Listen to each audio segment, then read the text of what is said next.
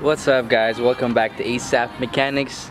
I'm Tony, and then this is our friend George, King of Destruction.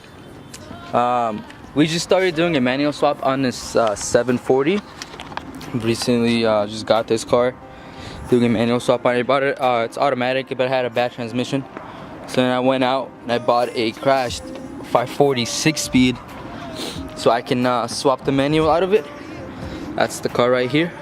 I already took the transmission and everything out of this one, and then now it's the process of putting everything in here.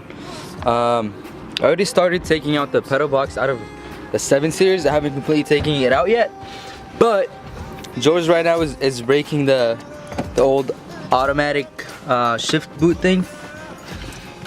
He's having fun with it because he likes to break stuff, because that's just how he is. And we have Sam right here hitting the jewel because he thinks it's cool. Beautiful day out here. Sun is shining. I mean, it's not shining, it's kind of like going back down, setting, but whatever, it's all good. Yeah, so I'm gonna try to record everything as much as I can on this car. This car is looks pretty nice. It's been sitting here for 5 months, so I haven't even like started. This is like, I'm barely starting to work on it, so hopefully we'll get it running pretty soon. Okay, so we ended up pulling out the pedal box, but I had to cut the e-brake line because it was in the way, and there wasn't like a way to remove it. So we're cutting that right now. George is cutting it, King of Destruction, because he likes to break stuff and cut stuff. And then after that, I'm gonna put the manual pedal box in, and then I'm gonna put the plumbed lines for the slave and the master, and then we're just gonna be missing the transmission and the drive shaft, and then we should be done. It should be all bolted. Everything should bolt up because they're the same engine and everything. And then this is a 740i. The 740iL is a longer one, so the drive shaft is the only thing that's different. But thank God I got the 740i, because if I would have got the IL, I would have had to get a custom drive shaft and everything. So this has made it a little easier. Okay, so I ended up fishing the master cylinder. It was really easy. There's that little that cover up here, and then the fish line through it, and then under the car, under that little heat shield, I poked the hole, and then there's already a hole made, empty.